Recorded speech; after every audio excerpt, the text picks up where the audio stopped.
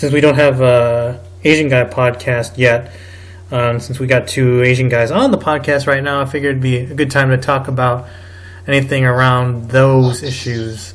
So I guess, Brosemite, do you have any thoughts on that? Yeah, I think, of course, the default simple message would be, as Roosh once said, you're not really rejected by a girl unless she's known you well for 2 years, game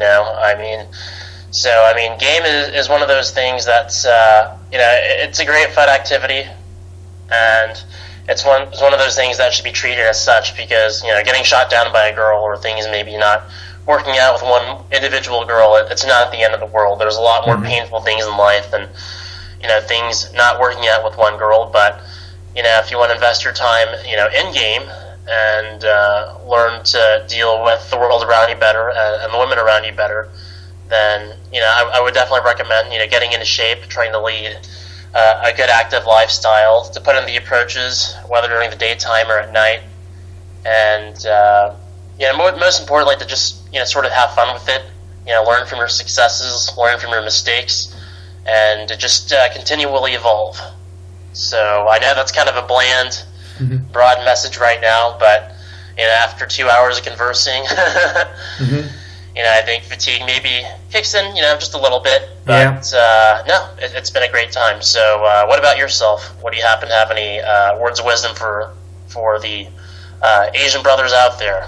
Yeah, I think I'd echo a lot of your sentiments, so I won't repeat them. I would only add that, like anything else, don't give in to the victim mentality. There are a lot of guys out there of all sorts of stripes and colors who will claim victimhood. They'll claim, and it's not even about left or right or whatnot. There's always a victim mentality out there, and it sometimes comes in very nefarious forms. Some guy I know, there's some guys on the forum. I won't name any names or anything like that, but some of them are more apt to, I guess, complain about things rather than take action. And I'm speaking very generally because it's actually a very general statement. There's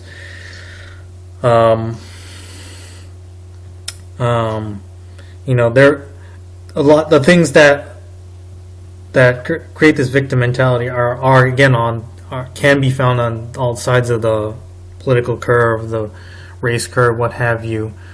So yeah, definitely don't do that. I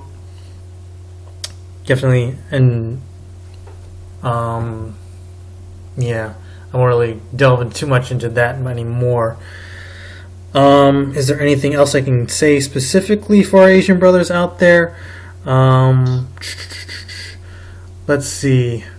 There's a lot of general information out there. I guess anything specific about there for you guys is to there are definitely good aspects about the culture that we come from. There's definitely the focus on money is definitely something that to a certain extent our culture gets right. What is it? There's a saying from the black community, fuck money, get money, fuck bitches, right? And then when the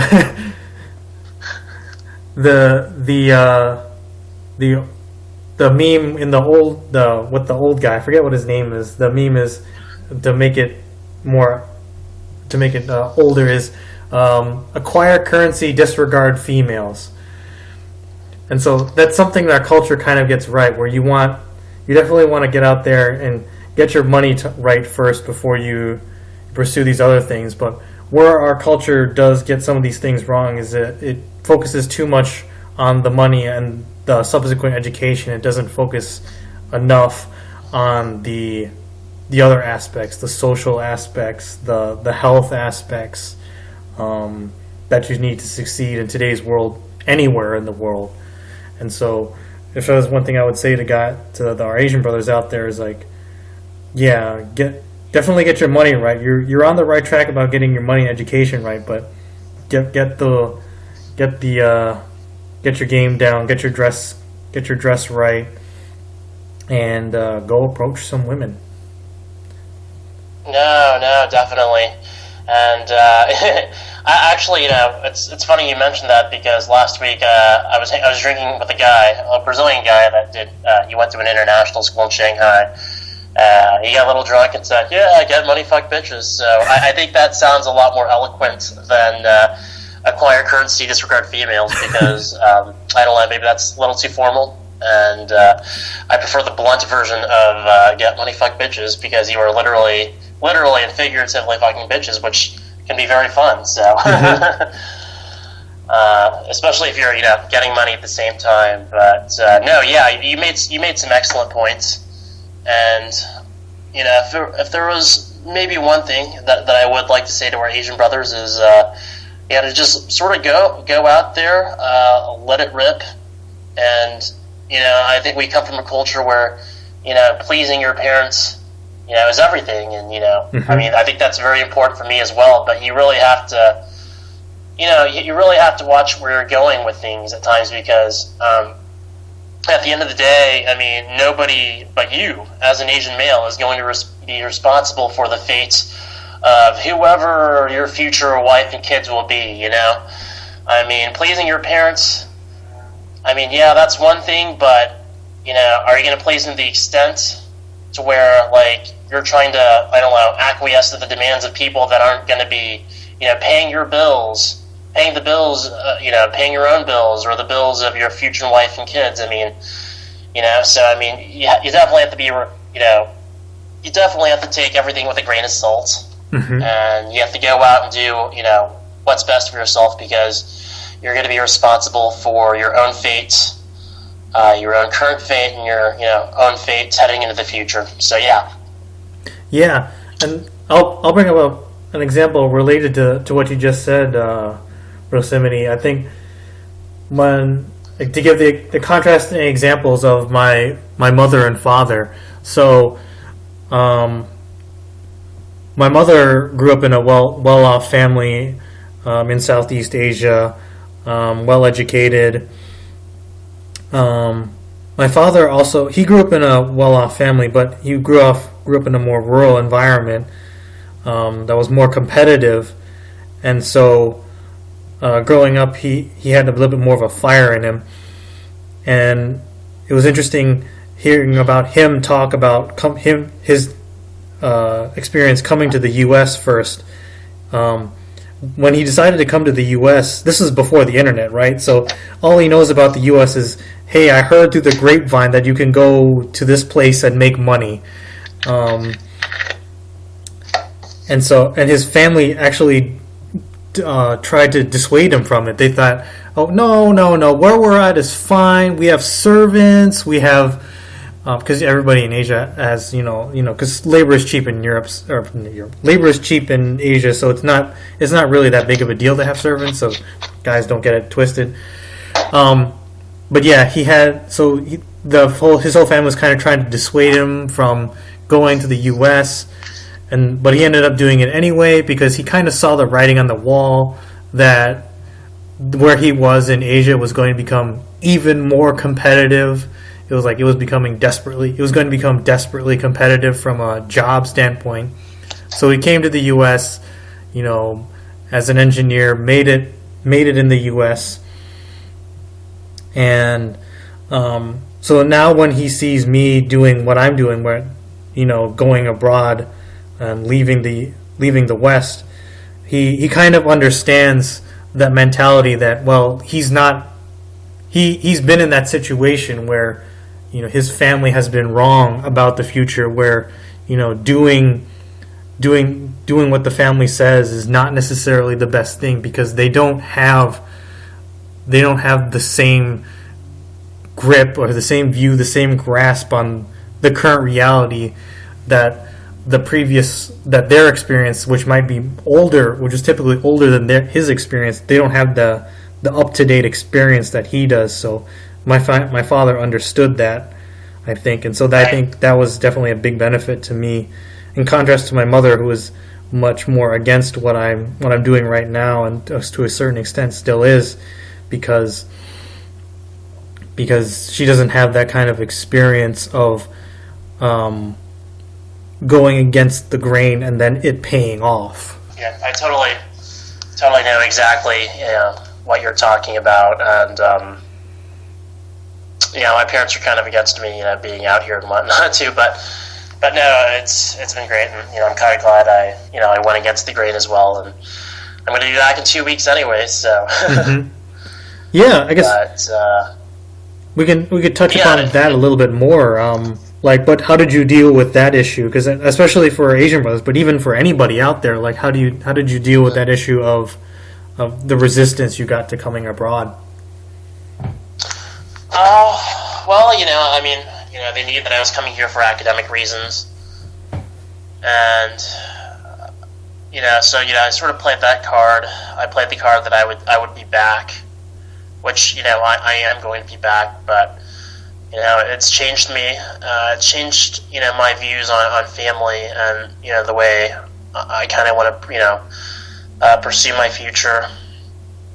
And one thing I've learned is I'm going to go off topic here, just a little bit, because growing up, we always had a bunch of well-to-do connections. My parents aren't that well off, but they have they know a lot of big shots in Asia, and combine that with the fact that I've met a lot of important big shots here in Latin America, and one thing I can say is one conclusion I can make is that the best opportunities go to people that are part of the that are somewhat affiliated with the upper spheres of influence in every society.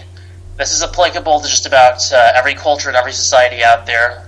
It's applicable to the U.S. and the West, but it's exponentially more applicable to developing economies. Yes.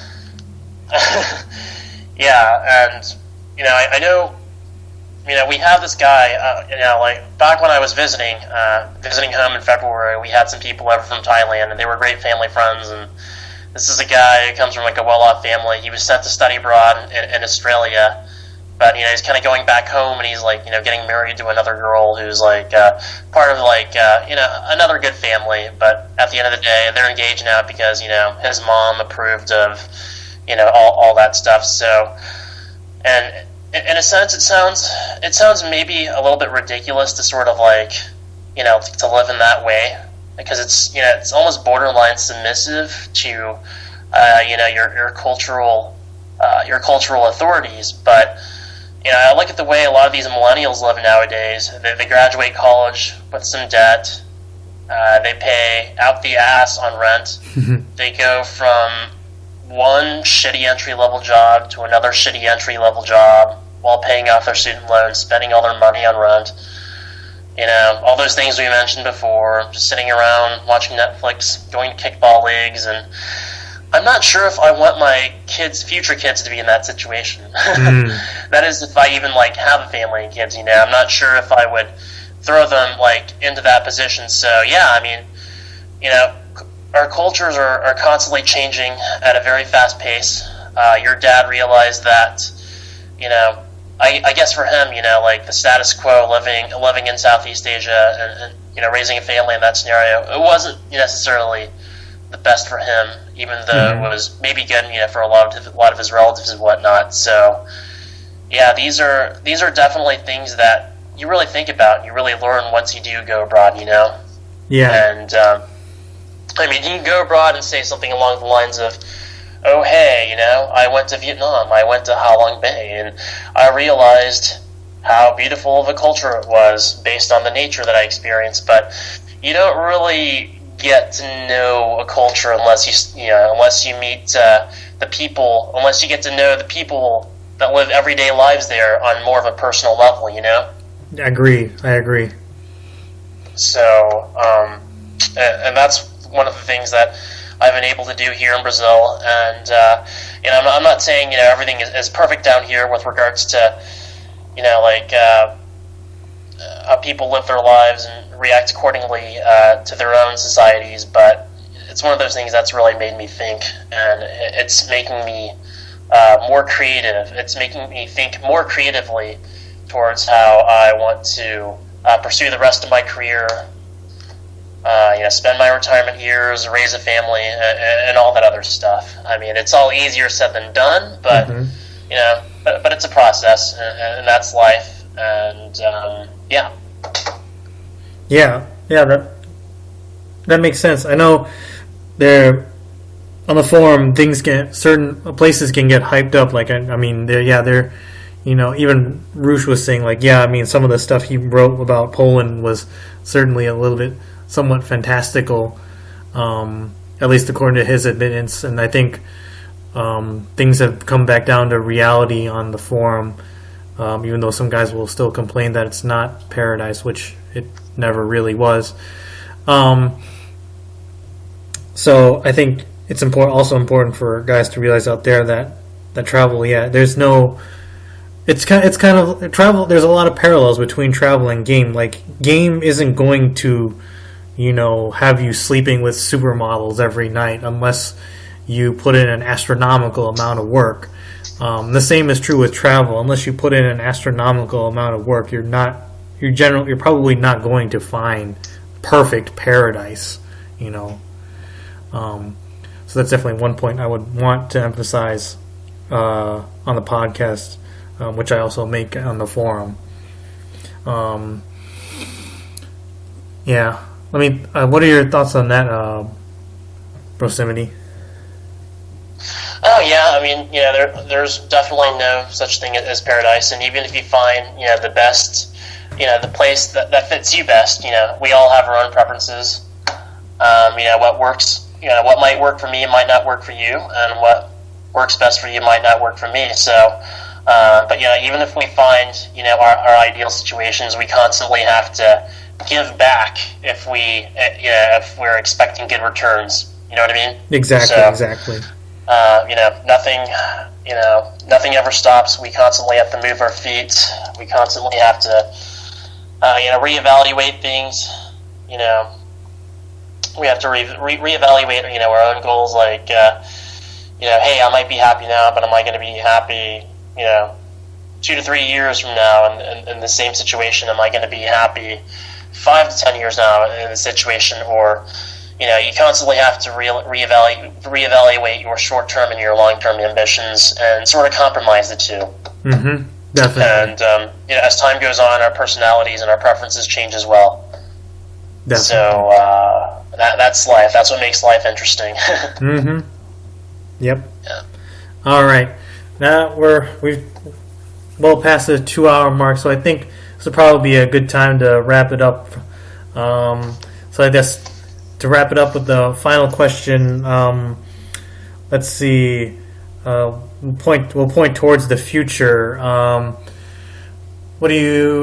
guess we can ask. I'll just ask the question very generally. What are your thoughts on the future? And I guess interpret the question any way you want, Brosemite. With regards to the future, I'm not sure. I know I'm going to be back in the U.S. And I know there's definitely some short-term travels. You have to spoil yourself every now and then. So I kind of look forward to just going back home and finding a new full-time job, full-time profession, working on side gigs, finishing my master's degree. And you have to reward yourself every now and then. So there's definitely some short-term trips that I want to take once I'm back home, earning, full-time, Western salary again. I'd like to go to, I've heard great things about Moscow, so I'd like to go there, maybe Kiev. And I know that I will have to go to a wedding in Thailand sometime around mid-2017. So there's also a good, Roosh V community in Dallas. I've met quite a few guys there, but there's even more that I would still like to meet. So to be able to go back and give back to the quote-unquote Dallas chapter of RvF, that's something that really excites me, and I would totally recommend going out and meeting a member near you because I've met about 10 members. There's others that I missed out on, but each time I met a member, good things came about, and it's nice meeting people that share the same ideals. And we might not all share the same ideals, but we all have we all share somewhat of a common pursuit. Mm-hmm. So that's definitely a very refreshing thing to do, and I'm grateful for a lot of my friends and family from my past, but we might not always share the same pursuit. So that's kind of why I'm not really seeing them as much. But for the people like RvF members that do share a lot of the same ambitions and a lot of the same self-improvement goals, I mean, yeah, it's definitely great to be around them. So I look forward to going back and becoming affiliated with them. What about yourself? Yeah, the future. Let's see. I've answered the question, I think, on another podcast. But I'll just kind of shorten and tighten it up here. Cool. Future for me, I think. We'll see where it goes with this this girlfriend I have here in Gdansk. Half of me is saying, yeah, it'd be cool if it ended up going towards the family thing. The other half of me is like, yeah, but it'd also be cool. It's also fine if she breaks up with me or something happens along those lines, because then, oh no, I get to go and explore and meet other women. Oh man, that would be so terrible. That's a tough thing, having to, getting the opportunity to go and visit more places, Worst thing around your backyard ever. So. Yeah. Aside from that, personally, I think, and I'll definitely echo the sentiments you had, and I've talked about them on the podcast too. It's definitely great to meet other guys from the forum. I met, meeting Nomad in Kiev, meeting the Ligurian in Kiev, meeting Nick in Warsaw, and meeting all these guys in Eastern Europe who are kind of doing the same thing that we're doing, is definitely something I would recommend to other guys, because it's not something, especially when you're doing what we're doing, it's easy to, as Nick pointed out, it's easy to be isolated just because you're the America in a different country. You're not an American in America anymore. So finding other guys like you is obviously harder. Yeah. All right. We are at 2 minutes. 2 hours, 15 minutes. I want to thank Brosemite for joining me. This is 262. If you like this podcast, hit like, subscribe. Brosemite, you got any final thoughts, or? My only final thoughts are thank you for having me here. I'm sorry if I maybe rambled off a bit. This is my first time doing a podcast. But thanks again for listening, everybody, and thanks for having me here, 262. Yeah, no problem. Thanks for joining me, Brosemite. And as always, thanks to you guys for listening, reading, subscribing. We'll see you later.